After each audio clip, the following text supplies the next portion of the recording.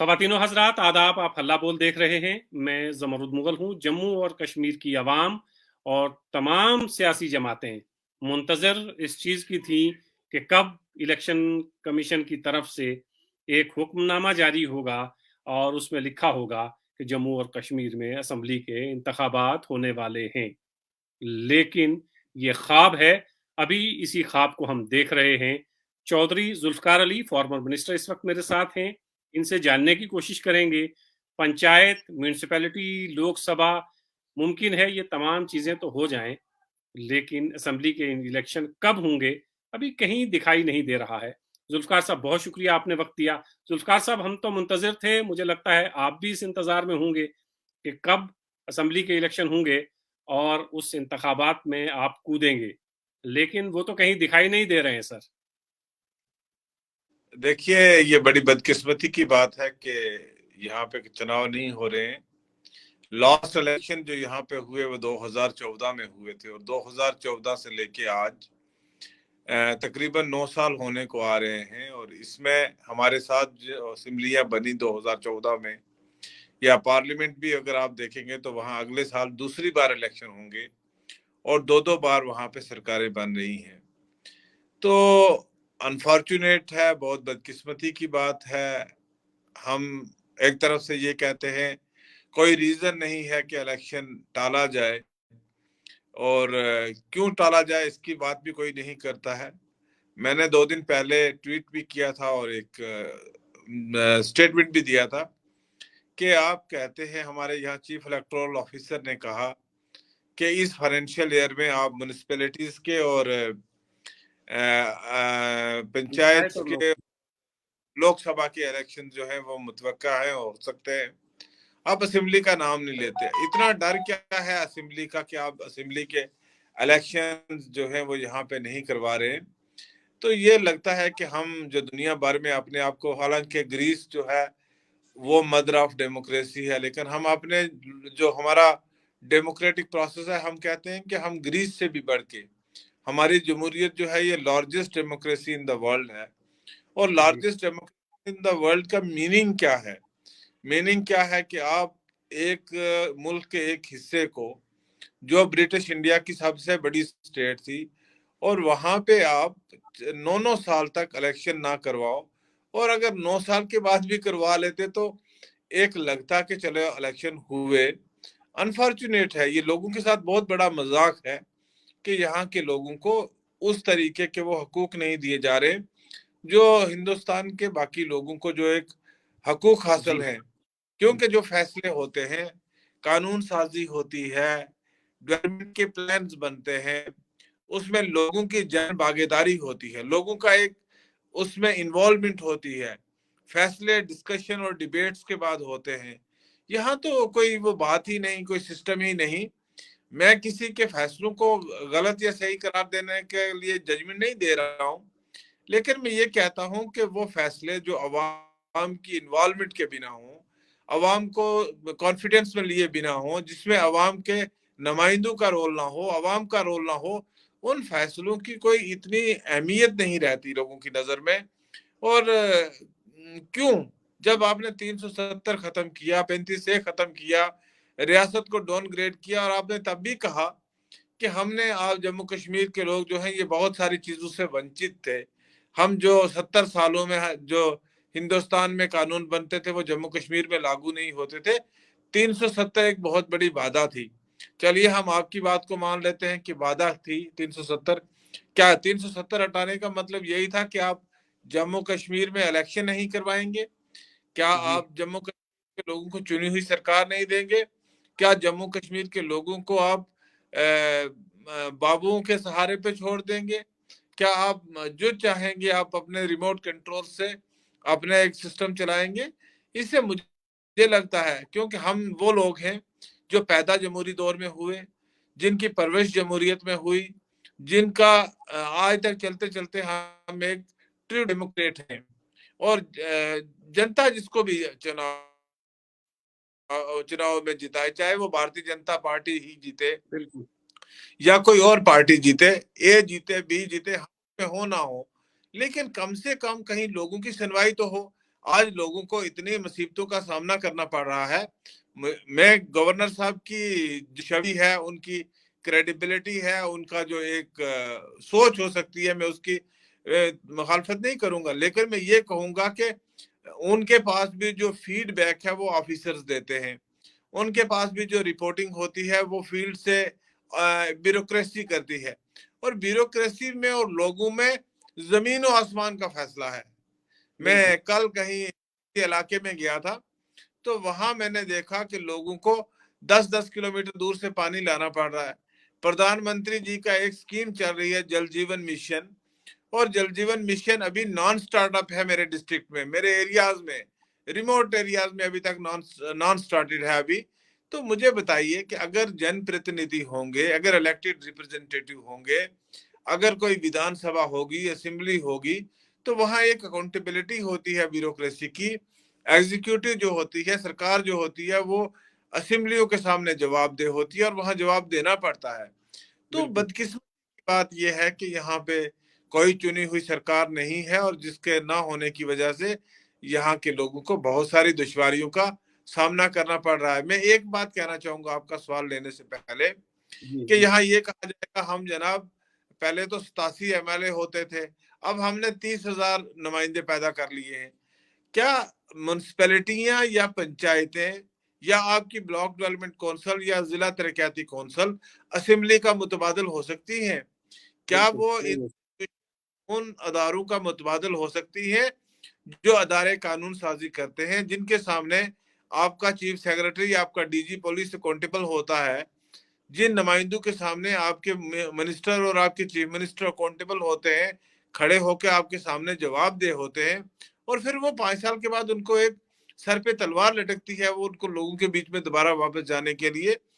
तो day in and day out every elected government जो है वो लोगों के लिए वो सर्व करती है। ऑफिसर्स ने कौन से लोगों से वोट लेने हैं कि वो ज्यादा पेन लेंगे, वो ज्यादा अपने आप को इन्वॉल्व करेंगे लोगों की फलाह बिल्कुल। बहबूद के, लोगों की तरक्की के लिए, लोगों की परेशानियों के लिए, लोगों के दुख सुख में सामने आने के लिए। तो मैं इस आर्गुमेंट के साथ कभी भी नहीं जा सकता कि हाँ, ग्रास रूट डेमोक्रेसी को स्ट्रेंथन किया, ठीक है, आपने म्यूनसिपैलिटियां बना दी, पंचायतें बना दी, ठीक है, गलियां नालियां बन सकती है उससे, लेकिन जो लोगों के आए दिन मसाइल हैं वो उससे हल नहीं होते। जी जुल्फकार साहब, भारतीय जनता पार्टी तो पिछले कई महीनों से 50+ का नारा दे रही है, सरकार बनाने का दावा भी कर रही है, लेकिन इलेक्शन नहीं हो पा रहे हैं। क्या भारतीय जनता पार्टी को ये लगता है कि इलेक्शन होंगे तो सरकार बनाना जरा मुश्किल होगा? क्या मुझे इसीलिए लगता इलेक्शन नहीं हो पा रहे हैं सर? मुझे लगता है कि जम्मू कश्मीर की बीजेपी जो है, जो यूनिट है, ये इग्नोरेंट है, इनको कुछ पता नहीं है कि जिस पे वो बातें करते हैं। अगर वो इग्नोरेंट नहीं तो उनको एक रोड मैप उनके सामने होना चाहिए कि चुनाव कब है। देखिए, अपोजिशन का आदमी या किसी और पॉलिटिकल आदमी कोई भी है, वो जो भी बात करे उसकी बात को लोग उतनी संजीदगी से नहीं लेते हैं, जबकि जी। आप रूलिंग के नुमाइंदे होकर जब कोई बात करते हैं तो आपकी बात को लोग बहुत संजीदगी से उस बात को लेते हैं। तो मुझे लगता है कि भारतीय जनता पार्टी 50 क्या 100 ले ले सीटें, 90 ले ले, जितनी लेनी है ले ले, लेकिन at least they should go to the people and seek a mandate. देखिए, इतना बड़ा मुल्क है, कन्याकुमारी से लेके कश्मीर तक इतना बड़ा मुल्क है, एक छोटी सी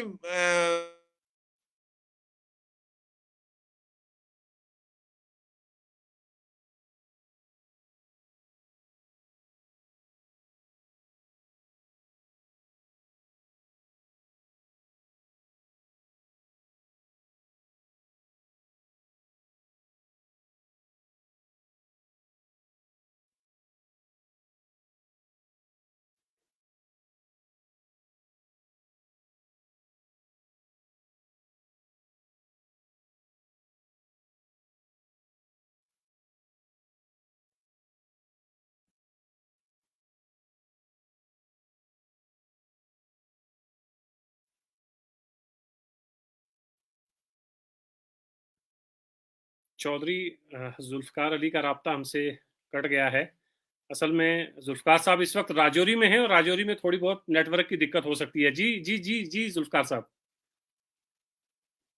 कह रहा था कि उनको सीटें मिले ना मिले, सरकार बने ना बने, इतनी बड़ी पार्टी को, जिसको वो कहते हैं हम विश्व की सबसे बड़ी पार्टी है, दुनिया की सबसे बड़ी पार्टी है, वो मुल्क की बड़ी पार्टी नहीं अपने आप को कहते हैं। जब दुनिया की इतनी बड़ी पार्टी है तो एक छोटे से राज्य में, छोटे से यूनियन टेरिटरी में उनकी सरकार ना बने तो क्या फर्क पड़ता है इतनी बड़ी पार्टी को।